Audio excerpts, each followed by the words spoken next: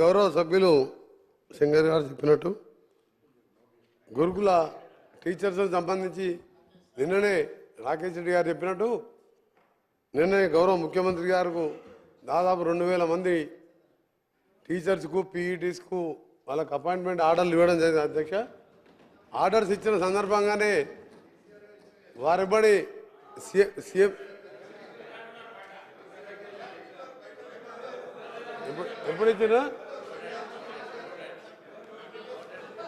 Sir మీరు sir గౌరవ speaker గారు మీరు మంచి పెద్ద మనసుతో 0 వరకు ఒక సబ్జెక్టే పరిమితమైన చాలా పెద్ద మనసుతో కొత్త సభ్యులు ఉన్నారని చెప్పి అందరికీ 3-4 పాయింట్లు ఇస్తున్నాను.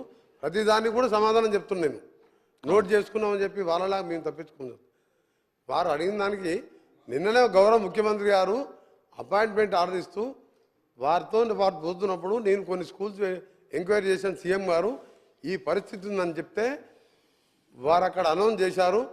చీఫ్ సెక్రటరీ గారికి వెంబడే ఇన్స్ట్రక్షన్స్ ఇస్తూ మల్టీ హాస్టల్ కాంప్లెక్స్లు కొడంగల్లో ఏ విధంగా చేయబోతున్నామో 119 కాన్స్టిట్యూన్సీలో చేయాలని చెప్పి పెద్ద నిర్ణయం తీసుకున్న అధ్యక్ష.